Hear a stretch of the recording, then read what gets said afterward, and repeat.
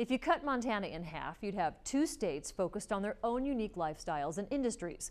So the challenge for candidates running for statewide office is to figure out how to appeal to voters on both sides of the state, in the cities and on the ranches and every place in between. So how do you do that? We've asked those who've done it. I used to be a middle-of-the-road kind of political thinker until I looked down one day and there wasn't nothing there but a yellow stripe and 4 dead rabbits, and I said, I don't think it's a very good place to be.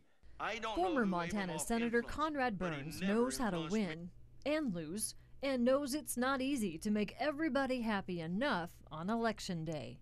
Montana is a huge state, so every city and almost every county have got their own culture and their own ID, you know, and you respect them.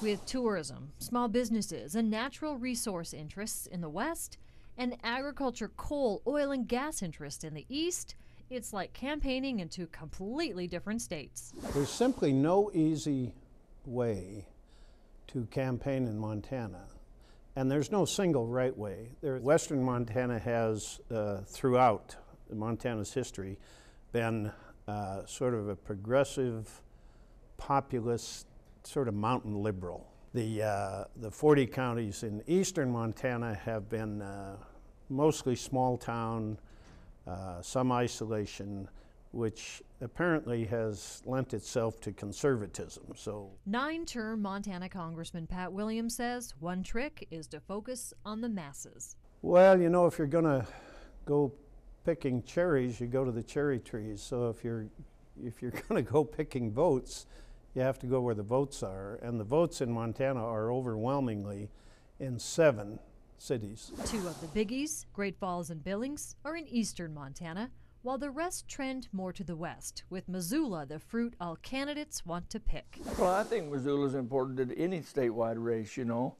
You're right, it's tough for a Republican to carry Missoula, but you know, it can be, you can get more votes out there than you think you can, but it's a hands-on, one vote at a time kind of a town. Montana Democrats are feeling confident about the areas where they do well on Election Day. We have people all over the state. They're enthused, they want to get involved, they want to help candidates. But some places that are really strong in particular is here in Missoula. Missoula County is one that we're going to watch, and that's where a lot of the liberal votes come from, is from the urban areas. Those in Missoula think that they represent Montana. They don't. There are other voters out there that live in the rural areas that don't necessarily have the same beliefs or thoughts about how Montana ought to be run than Missoula County or some of these other rural or urban areas. This will be one of the biggest elections in Montana since the 1980s, and about 500,000 Montana voters will be making decisions in November that could change the balance of power in Washington, D.C., no matter where they cast their ballot.